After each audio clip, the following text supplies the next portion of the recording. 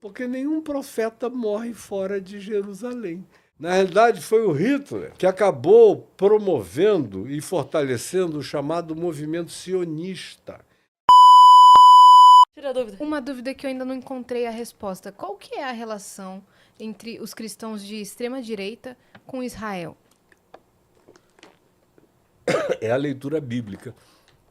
Porque Israel, na leitura especialmente do Velho Testamento, o Novo não. Jesus, quando fala em Israel, ele fala sempre de maneira crítica. Você pega Mateus, Marcos, Lucas e João, você vê a fala de Jesus sobre Israel é crítica e sobre aqueles que matam os que Deus envia. Essa é a ênfase de Jesus. Quando chega uma hora, ele diz, vamos para Jerusalém porque chegou a hora da minha morte.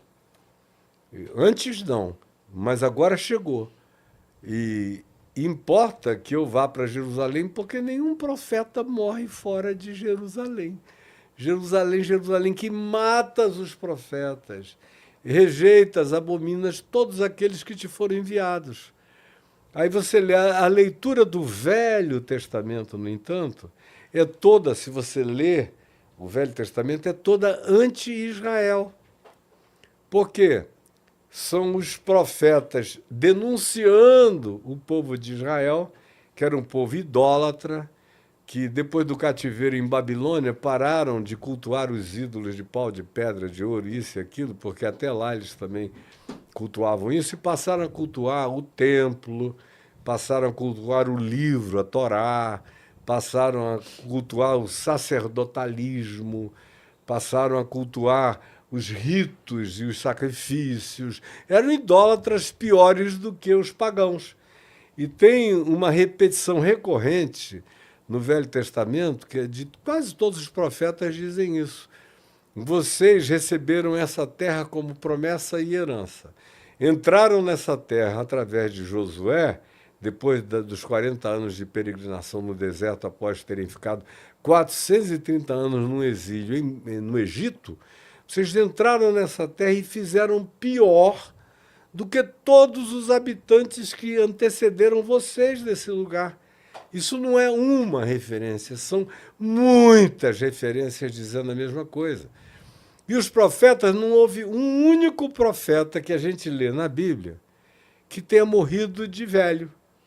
Israel matava todos eles, como matou, enfim, Jesus.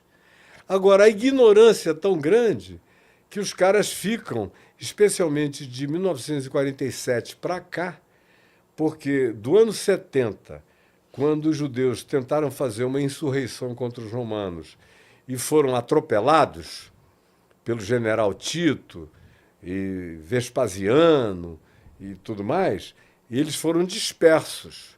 E ficaram dispersos por motu próprio, por vontade própria, até o Holocausto, até o Hitler. Na realidade, foi o Hitler, com a chacina horrorosa, com o genocídio horroroso, com a indescritibilidade do que ele produziu, que acabou promovendo e fortalecendo o chamado movimento sionista, que é um movimento de volta a Sião, de volta à terra de Israel, porque os judeus estavam muito bem, obrigado, no mundo inteiro. Como tem judeus aqui em qualquer lugar da terra, vivendo muito bem, ganhando dinheiro, aculturados, eles sempre se aculturaram bastante. Foi o impacto e o trauma da Segunda Guerra que gerou, especialmente naqueles que eram os filhos dos massacrados, dos mortos nos campos de concentração, que disseram a gente quer voltar para a nossa terra. E não tinha nenhum país dos aliados que se propusesse a acolhê-los. Então, o que eles disseram, se virem, voltem para lá. E aí eles voltaram, alugaram navios, fizeram o que hoje você vê os refugiados fazendo, tentando atravessar o mar Mediterrâneo. Enquanto isso é bom que se diga e que se guarde na memória. Enquanto isso, do ano 70 da nossa era até 1947, sempre houve uma população de judeus, árabes e palestinos, que são povos semitas. Todo mundo associa o semitismo aos judeus, Mas ser semita é ser filho da descendência de Sem, filho de Noé, de onde também procede Abraão, que é o pai dos judeus e o pai dos árabes. Porque com a serva, a escrava Agar, que era uma egípcia, a mulher dele, Sara, que não podia ter filhos e estava ficando velha, que disse para ele, olha, vamos dar um jeito, você precisa ter um herdeiro. Então, pega Agar. Agar era uma egípcia gatona, linda. Abraão achou muito bem, muito bom, e agradeceu. E, ó, pimba da Xuxinha. Mandou ver na Agar. E logo a mulher engravidou, teve um filho, a quem ele deu o nome de Ismael, que é o pai de todo o semitismo árabe e palestino.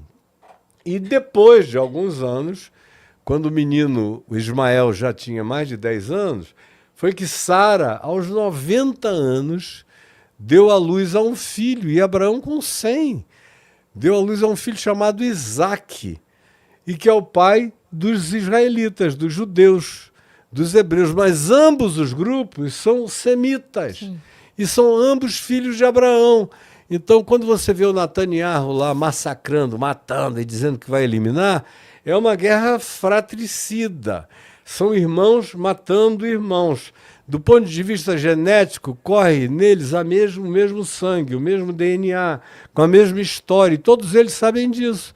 Mas a ideologia política e o desejo de supremacismo e de poder é o que faz isso. Mas eu estava dizendo o seguinte, do ano 70 até 1947, judeus, árabes e palestinos viveram muito bem juntos, não importando quem é que governasse. E nunca foi judeu, nem árabe, nem palestino que governou. Eles estiveram sob a dominação romana, depois eles estiveram sob a dominação bizantina, constantiniana, eles estiveram sob a dominação dos turcos otomanos. Antes disso, eles estiveram sob a dominação islâmica do século VII para frente, e os turco-otomanos eram também islâmicos. E num convívio absolutamente pacífico. Os cristãos, a pretexto da Igreja Católica de recuperar os lugares santos do cristianismo, que é um fenômeno do quarto século para cá, portanto, a Igreja Católica é um fenômeno do cristianismo constantiniano. Sim. Mas não tem nada a ver com o evangelho original que Jesus ensinou, que não deu nomenclatura para nada disso. E a expressão igreja ou eclésia não é uma invenção cristã também. Já era uma designação usada no mundo greco-romano para designar todo tipo de ajuntamento público e civil. Quando um procônsul, quando um governador, alguma autoridade greco-romana convidava a população daquela cidade, reino, para um encontro, para passar instruções civilizatórias ou mudanças de lei ou qualquer coisa que o valesse, aquilo ali era uma convocação para a eclésia, para a igreja. Ou seja, igreja significa só congregação e ajuntamento, não tem nada mágico nisso. Mas o cristianismo acabou transformando a igreja numa coisa que parece que até a palavra caiu do céu, e tudo mais que a gente vê em volta que não tem absolutamente nada a ver com o que Jesus propôs.